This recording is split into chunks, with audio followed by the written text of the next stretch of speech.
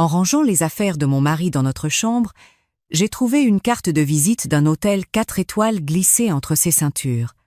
Je n'ai rien dit. J'ai simplement commencé à préparer ce que j'avais à préparer. Ce qui s'est passé ensuite a contraint les gendarmes à intervenir devant notre maison, sous les yeux de tout le village.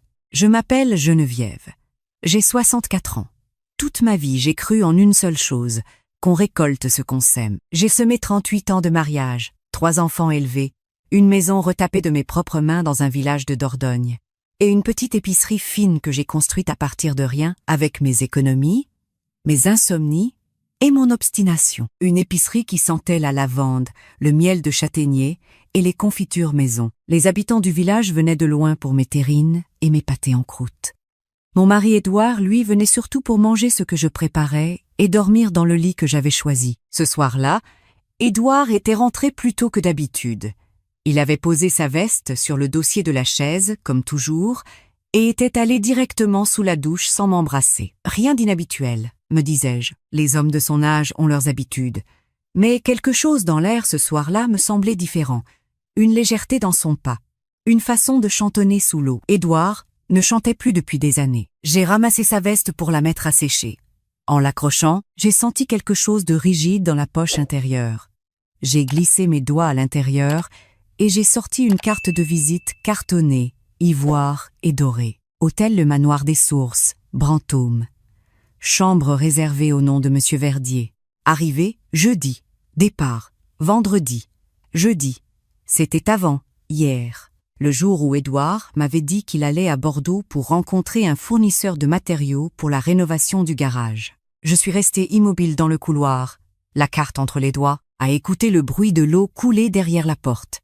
Mon cœur battait vite, mais ma tête, elle, était d'une clarté froide et absolue.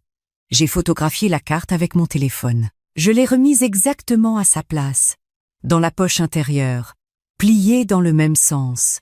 J'ai accroché la veste, et je suis allée finir de préparer le gratin qui attendait dans le four. Édouard est sorti de la douche, les cheveux humides, l'air détendu. Il s'est assis à table, à manger en commentant le journal télévisé, et s'est couché à 22h30 comme chaque soir. Moi, je n'ai pas dormi. Je suis restée assise à la table de la cuisine, ma tisane refroidissant devant moi, à réfléchir. 38 ans, 3 enfants. Cette maison que j'avais retapissée, repeinte, meublée. L'épicerie que j'avais montée seule parce qu'Édouard avait toujours dit que ce n'était pas rentable, que personne n'achèterait de la terrine à 20 € le pot à la campagne. Et pourtant, le lendemain matin, après qu'Édouard fut parti pour ses mystérieuses affaires, j'ai appelé mon ami Marcel. Nous nous connaissions depuis l'école primaire, 60 ans d'amitié. Marcel qui avait traversé son propre divorce à 50 ans et qui m'avait dit un jour, autour d'un verre de Bergerac: Geneviève, si jamais tu as besoin de savoir, il y a un homme à Périgueux, très discret. Il s'appelle M. Labrousse. Je n'avais jamais imaginé avoir à l'appeler. Mais ce matin-là, ma voix n'a pas tremblé. Marcel. Tu as encore le numéro de Monsieur Labrousse? Un silence. Puis, Geneviève, qu'est-ce qu'il a fait? J'ai juste besoin de savoir la vérité. Tu peux m'aider? Elle a accepté sans poser d'autres questions. 1 heure plus tard, j'avais un rendez-vous. M. Labrousse travaillait dans un bureau discret au-dessus d'une pharmacie, rue de la Cité à Périgueux. Un homme d'une 60aine d'années, cheveux grisonnants, costume beige froissé, regard tranquille. Il avait l'air de quelqu'un qui avait tout vu, et que plus rien n'étonnait.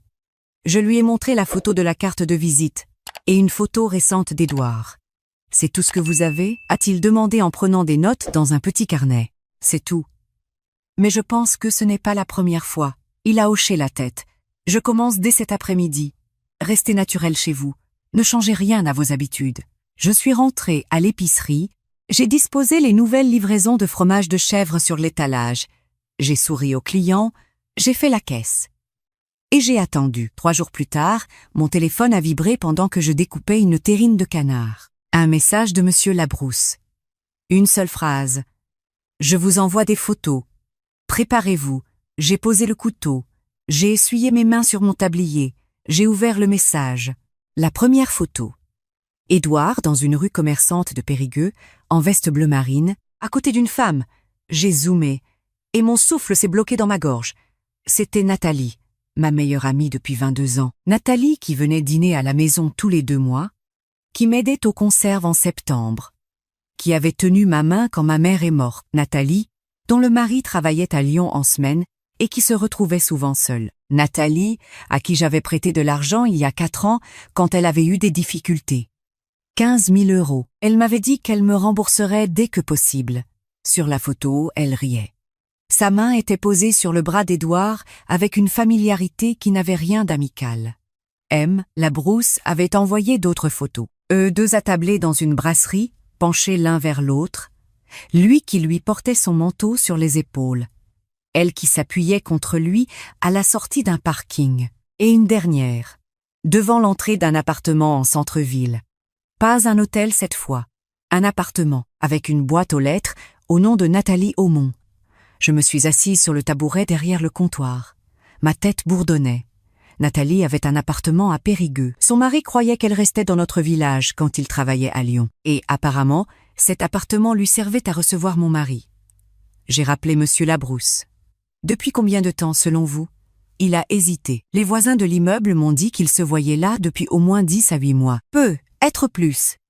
8 mois. Pendant 10 à 8 mois, Nathalie était venue chez moi, avait mangé à ma table, m'avait embrassée en partant et retournait retrouver mon mari dans son appartement secret. J'ai dit merci et j'ai raccroché.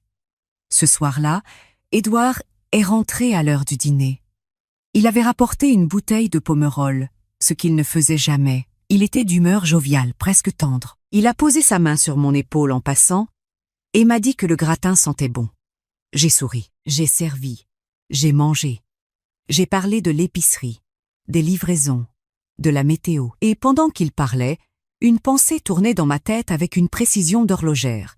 Je savais tout. Et lui ne savait pas que je savais. C'est un avantage considérable. Les jours suivants, Monsieur Labrousse m'a envoyé d'autres éléments. Des photos d'Édouard entrant dans une étude notariale avec Nathalie.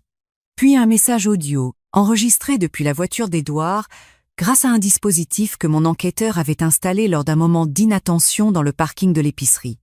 J'ai mis les écouteurs. J'ai pressé lecture.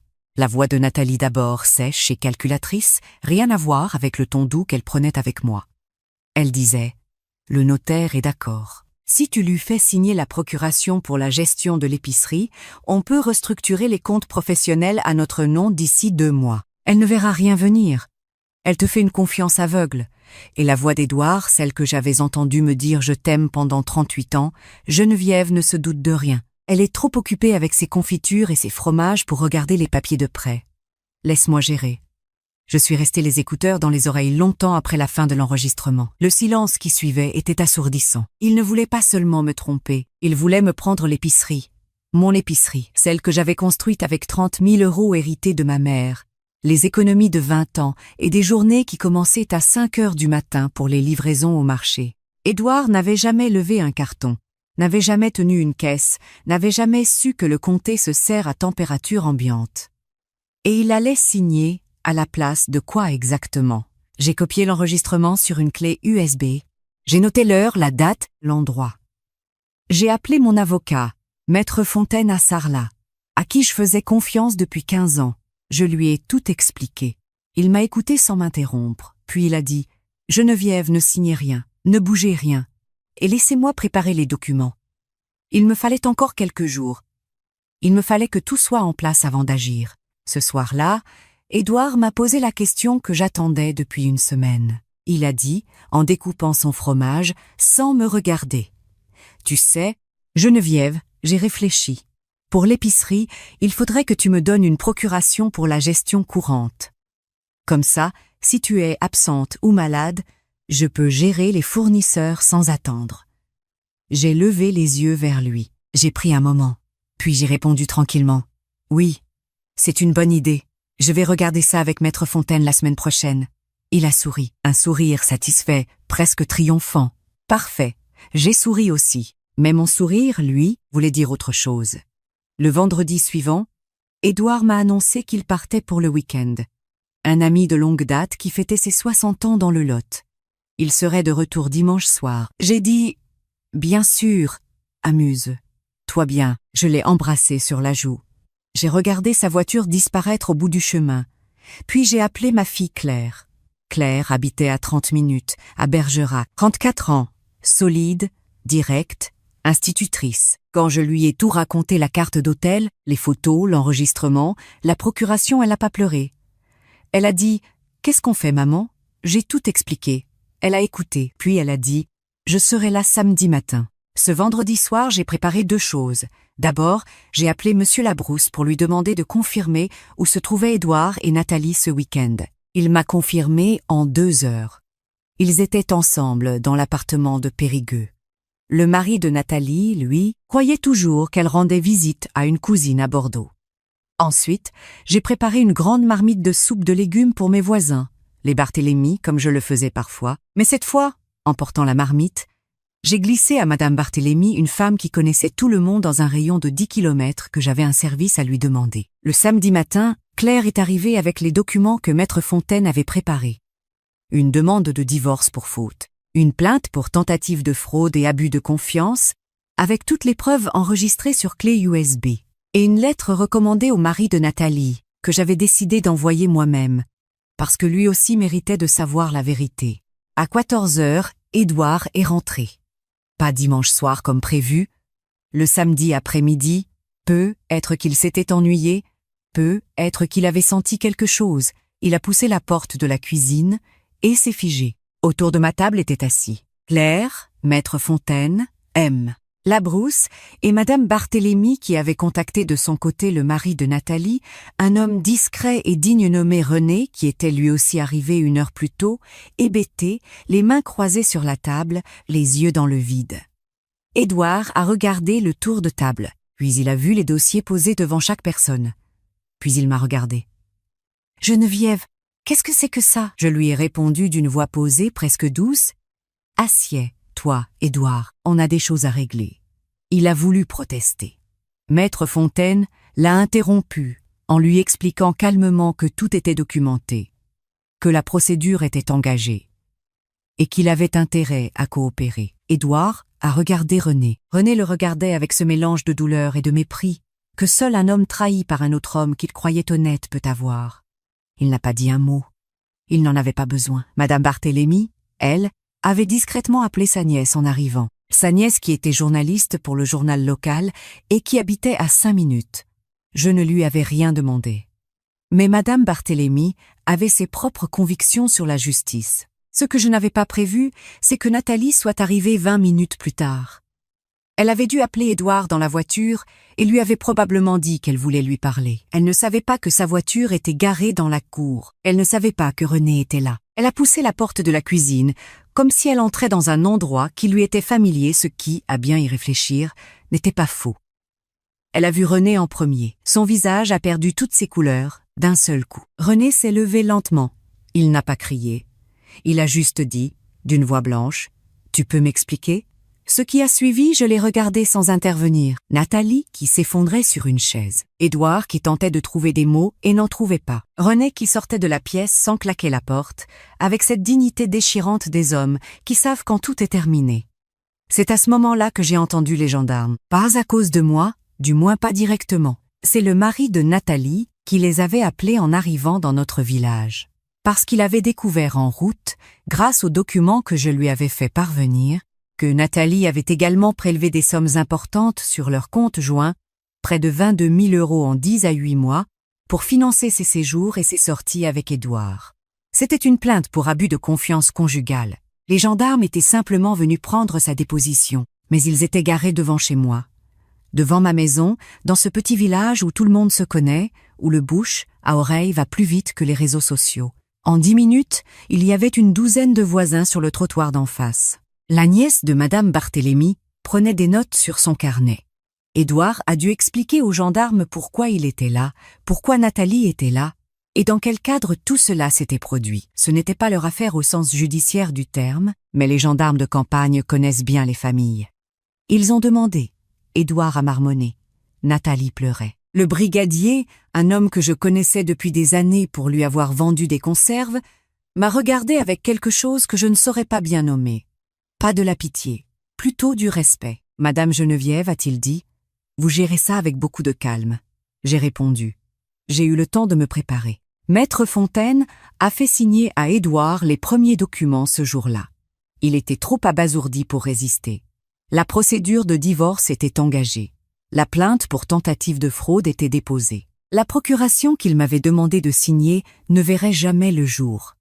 Le lendemain, le journal local publiait un article.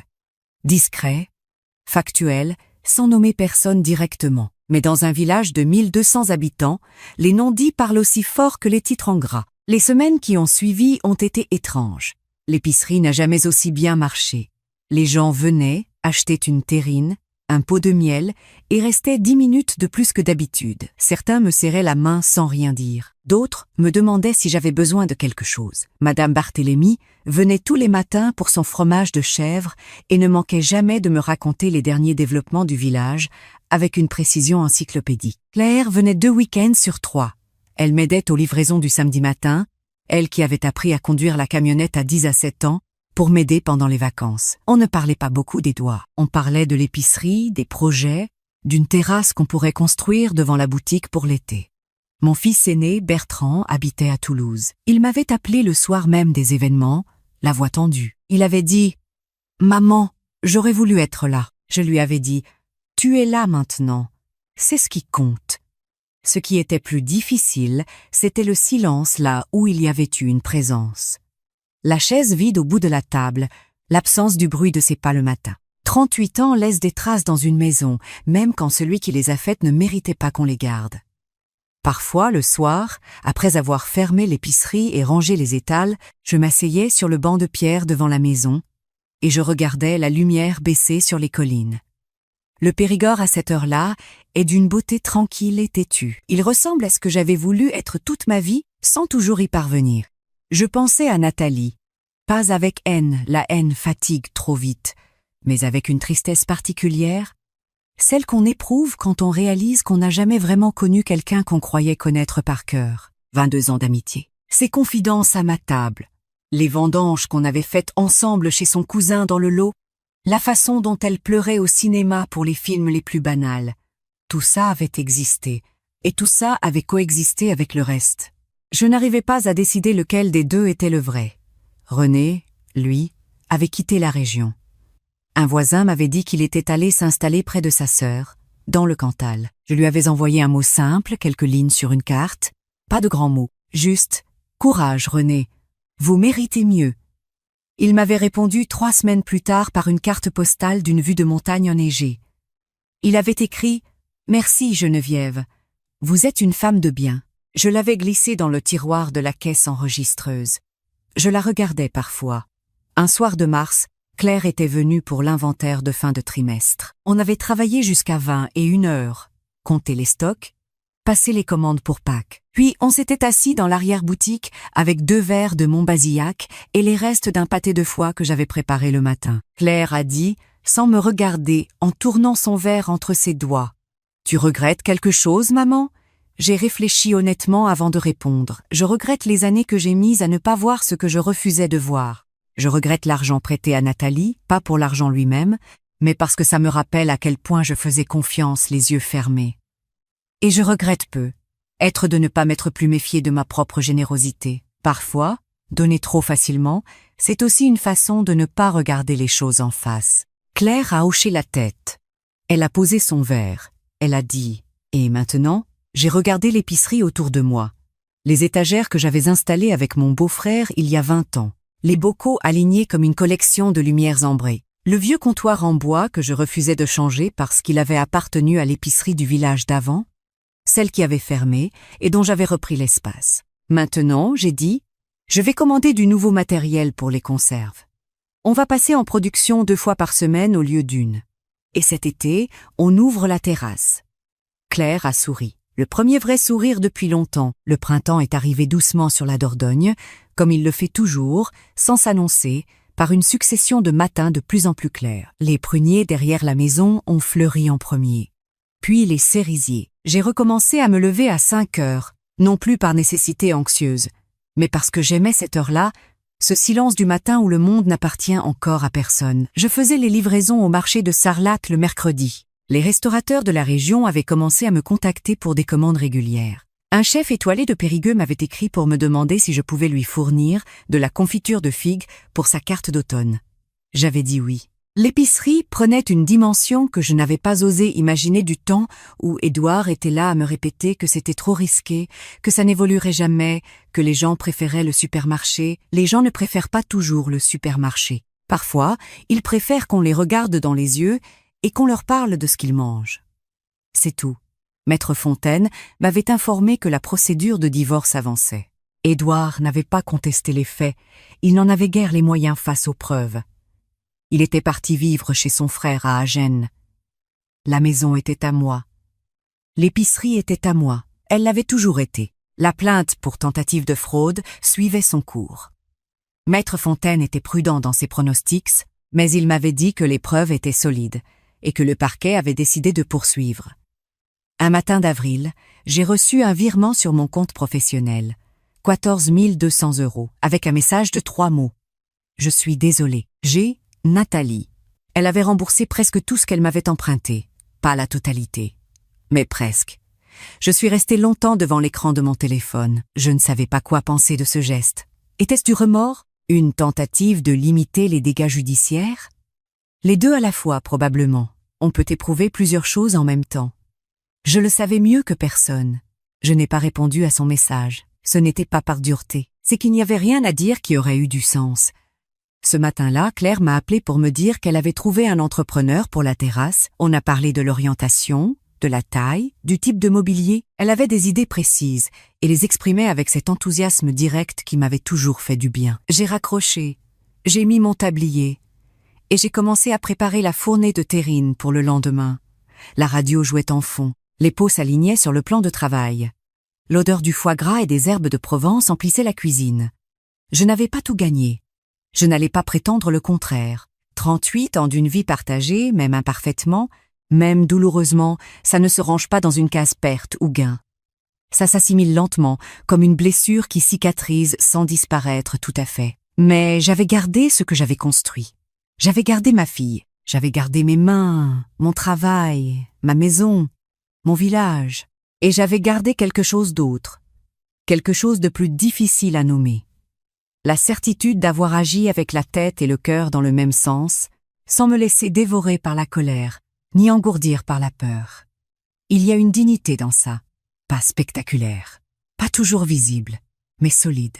Je pose les terrines au four, je règle minuture, je regarde par la fenêtre les collines de Dordogne qui rosissent sous le soleil de 8 heures du matin, et je pense que c'est un beau jour pour commencer. Cette histoire s'inspire de témoignages réels, mais les noms, les lieux et certains détails ont été modifiés pour protéger les personnes concernées. Si cette histoire vous a touché, dites-moi dans les commentaires, qu'auriez-vous fait à ma place?